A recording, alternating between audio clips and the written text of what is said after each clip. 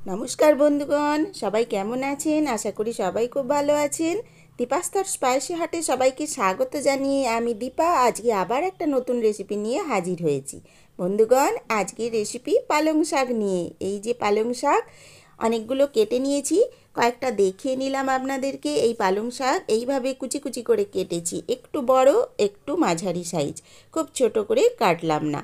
এইভাবে সুন্দরভাবে সমস্ত শাকটা কেটে নিয়েছি, বাকি থাকাগুলোও কেটে নিলাম। তারপর খুব ভালোভাবে ধুয়ে আমি রান্নার জন্য প্রস্তুতি নিয়েছি। এখানে প্রথমেই কড়াইতে গরম জল বসিয়ে দিয়েছি, তার মধ্যে সামান্য একটু সর্ষের তেল ঢেলে দিয়েছি। এখন আঁচটা বেশ তেজ করে নিয়েছি, দিয়ে জলটা ফোটার উদ্দেশ্যে রেখেছি। ধোঁয়া উঠে পড়েছে, সামান্য বলক এসেছে, তখনই দিয়ে দিলাম খুব ভালোভাবে ধুয়ে রাখা মুসুরির ডাল। বেশ খানিকটা ডাল নিয়েছি, সেই ডাল নিয়ে এটা দিয়ে দিলাম কড়াইয়ের জলের মধ্যে।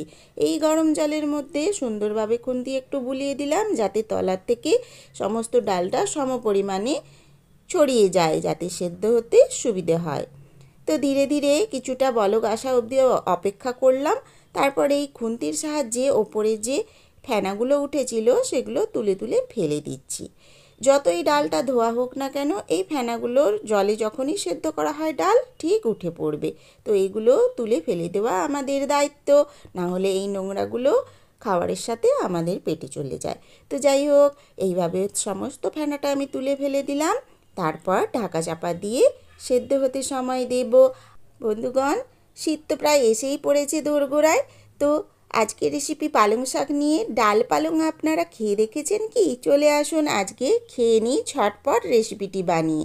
তো রেসিপিটি সম্পূর্ণ দেখবেন প্লিজ, আর ভালো লাগলে অবশ্যই লাইক শেয়ার কমেন্টস করবেন। নতুন বন্ধুরা প্লিজ সাবস্ক্রাইব করে দেবেন। তো ফিরে এলাম রান্নাতে। দেখুন, ডালটা প্রায় আধা সেদ্ধ হয়েছে। কিছুটা এরকম সেদ্ধ হয়ে যাওয়ার পর আমি সামান্য সামান্য নয়, মানে প্রয়োজন অনুযায়ী লবণ যোগ করে নিলাম। আর আমি একেবারেই পালংয়ের মাপ অনুযায়ী এই লবণটা দিয়েছি। এখন আবার থালা চাপা দিয়ে সেদ্ধ হতে দিলাম। এখন প্রায় পুরোপুরি সেদ্ধ হয়েছে। খুন্তি দিয়ে একটু আপনাদের দেখিয়ে নিই। দেখেছেন, প্রায় সেদ্ধ হয়েই এসেছে, সামান্য একটু বাকি। এই সময়তেই আমি যোগ করে নেব পালং শাকের কুচিগুলো। সুন্দরভাবে ধুয়ে রেখেছি, জল ঝরিয়েও রেখেছি। এখন মুসুরির ডালটা প্রায় সম্পূর্ণই সেদ্ধর পথে। তো ঠিক এই সময়তে আমি যোগ করে নেব পালং শাকটা। পালং শাকটা খুব বেশি সেদ্ধ করলে এর মধ্যে থাকা যে সমস্ত গুণাগুণ রয়েছে সেটা নষ্ট হয়ে যায়। সেই উদ্দেশ্যেই বন্ধুরা আমি সবার শেষে পালং শাকটা যোগ করলাম। এমনিতেই তো অনেকেই কাঁচা পালং শাকের স্যালাড খেয়ে থাকেন, তো সামান্য একটু সেদ্ধ করব, খুব বেশি একেবারে সেদ্ধ করে দেব না। তাতে কি হয় বন্ধুরা, এই পালংয়ের সবুজ রঙটাও বেশ সুন্দরভাবে থাকে। বেশি সেদ্ধ হলে পালংয়ের রঙ অনেকটাই কেটে যায়। এই সবুজ রঙটা থাকলে দেখতে খুব ভালো লাগবে, আর সেদ্ধ তো হয়েই যাবে। তো কথা বলতে বলতে ইতিমধ্যে আমি যোগ করে নিয়েছি অনেকটা হলুদ, শাক আর ডালের মাপ অনুযায়ী। হলুদটা যোগ করার পরে আবার একটু ঢালা চাপা দিয়ে দিয়েছি। যেই উদ্দেশ্য সেটা হলো পালংটা যেন বেশ সেদ্ধ হয়ে যায়। দেখুন বন্ধুগণ, পালং শাক যথারীতি সেদ্ধ হয়ে পড়েছে ডালের মধ্যে। আর পালং থেকে অনেকটাই জল বেরোয়, সেই জন্য ডালে আর বেশি জল যোগ করলাম না। এই অবস্থাতেই আমি এই বাটিটির মধ্যে ঢেলে নিলাম। ইতিমধ্যে আমি অন্তিম পর্যায়ে পৌঁছে গেলাম। দেখুন, রেসিপি সমাপ্তির পথে চলে এসেছি। ডাল পালং সব সেদ্ধ হয়েছে, ঢেলেও রেখে নিয়েছি। তারপরে এবার ফোড়ন দেওয়ার পালা। এই সময় কড়াটি আবার বসিয়ে নিলাম উনুনের মধ্যে।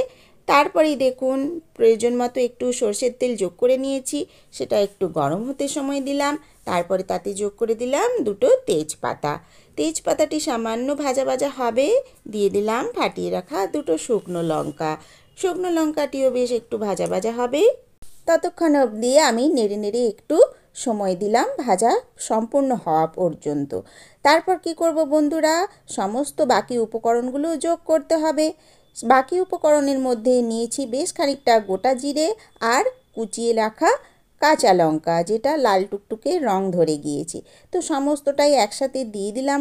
তারপর আবার ধীরে ধীরে খুন্তি নাড়িয়ে খুব সুন্দর একটা জিরে ভাজার গন্ধ আসা অবধি অপেক্ষা করলাম। ইতিমধ্যে ভাজা হয়ে গিয়েছে, তো আমি কুচিয়ে রাখা পেঁয়াজগুলো আমি যোগ করে দিলাম। তারপর আবার কি সেই একই পর্যায় খুন্তি নাড়িয়ে ভালোভাবে ভাজা করে নিচ্ছি। খুন্তির টোকা দিয়ে এই দলা পাকিয়ে রাখা পেঁয়াজগুলো একটু ভেঙে দিলাম, যাতে ছড়িয়ে গিয়ে সম পরিমাণে ভাজা হয়ে যেতে পারে। তো বেশ কিছুটা সময় অপেক্ষা করলাম। সমস্ত ফোড়নটা প্রায় সুন্দর গন্ধ উঠে পড়েছে ভাজা হয়ে গিয়ে তেলের সংস্পর্শে। আর বন্ধুরা, একটা মজার কথা বলি আপনাদের, আজকে রান্না করতে করতে লোডশেডিং হয়ে গিয়েছে। তো আমি ইমার্জেন্সির আলো দিয়ে রান্না করছি। এই দেখুন, সামনে আলো নিয়ে এসে আপনাদের দেখিয়ে নিলাম। ইমার্জেন্সি নিয়ে করতে হচ্ছে বাধ্য। আমি রান্নাটি শুরু করে দিয়েছি, কিন্তু সমাপ্তি হলো না, আর লোডশেডিং। তো যথারীতি এইভাবেই কষ্টসিষ্ট করে ভিডিও বানাই বন্ধুরা। হাসির ব্যাপার হলেও এটাই বাস্তব। তো আপনাদের উদ্দেশ্যে আমি এইভাবে আজকে রেসিপিটি করছি, প্লিজ সাপোর্ট করবেন। তো এখন রান্নাটি একেবারে সমাপ্তির পথে এসে পড়েছে।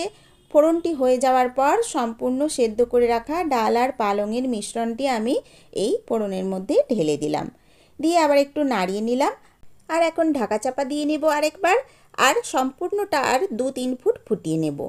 আর বন্ধুগণ, ডালের মধ্যে সামান্য একটু চিনি যোগ করে নিচ্ছি, কেননা একটু মিষ্টি মিষ্টি ডালটা হলে খুবই সুন্দর একটা স্বাদ হবে।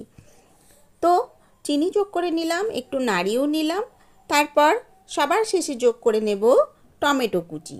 এই চিনিটি টমেটো কুচির স্বাদ সমস্তটা ব্যালেন্স করে নেবে, খেতে দুর্দান্ত স্বাদের হবে। আর দেখুন বন্ধুরা, কি অবস্থা, কারেন্ট চলে এসেছে অথচ ভোল্টেজ লো। এইভাবে দপদপ করে আলোর রোশনিটা কেমন হচ্ছে দেখুন। তো আমি এই মুহূর্তে টমেটোটা যোগ করতে চলেছি, আর এই অবস্থা সৃষ্টি হয়েছে। তো যাই হোক, আমি আনকাট করে সম্পূর্ণ ভিডিওটাই আপনাদের দেখিয়ে নিলাম এই রকম পরিস্থিতিতে।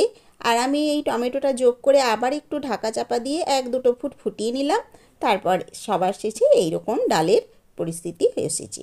কমপ্লিট হয়ে গিয়েছে ডাল। আমি নামিয়ে রেখেছি 10 মিনিট স্ট্যান্ডিং টাইম দেওয়ার পর।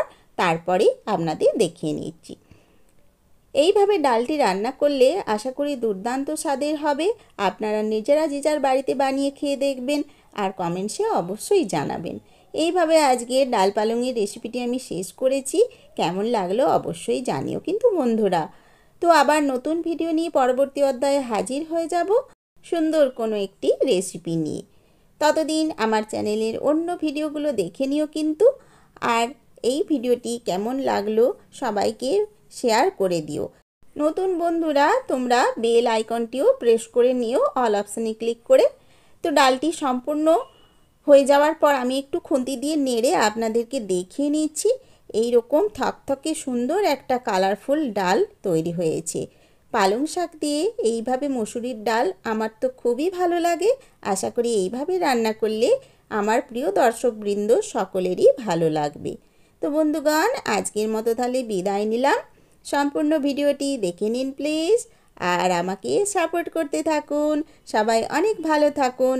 অনেক ধন্যবাদ বন্ধুরা, টাটা। ডাল পালং খেয়েছো কি?